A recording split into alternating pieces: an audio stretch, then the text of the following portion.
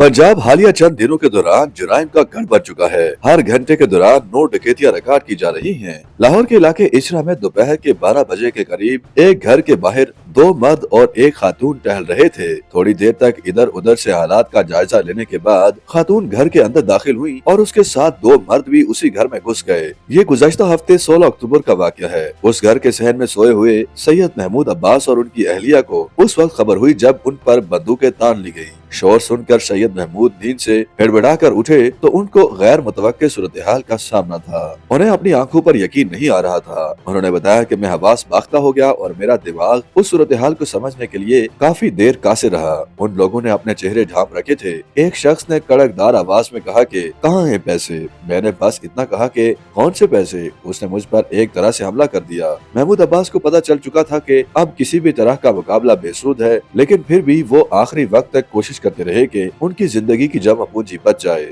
मैं किराए के घर में रहता हूँ। अपनी जिंदगी की जमा पूंजी से मैंने एक छोटा सा घर लिया था और हाल ही में इसे बेचा था ताकि थोड़े बड़े घर के लिए पैसे बना सकूं।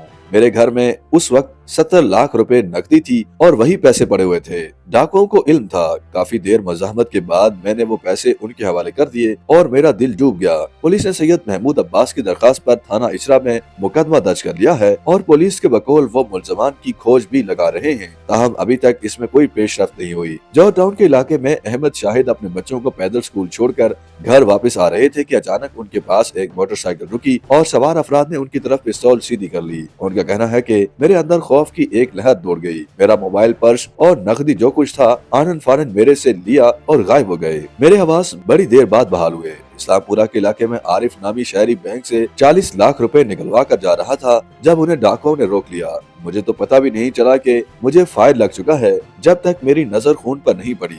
नोटों का लिफाफा आरिफ के हाथ से गिर चुका था और नोट जमीन पर बिखर चुके थे। डाकुओं ने तेजी से हाथ मारा और 10 लाख रुपए लेकर फायरिंग करते हुए भागने लगे तो एक गोली राहगीर को लगी और उनकी वहीं पर मौत वाक़ई हो गई। पुलिस के अपने आदेशवार के मुताबिक इस साल जनवरी से लेकर सितंबर तक पूरे सूबे में 62,514 डकैती की वारदातें हुई, जिनकी FIRs भी दर्ज है। दूसरे लफ्जों में औसतन रोजाना 231 डकैती की वारदातें होती हैं और इस हिसाब से एक घंटे में पूरे सूबे में 9 डकैती की वारदातें हो रही हैं।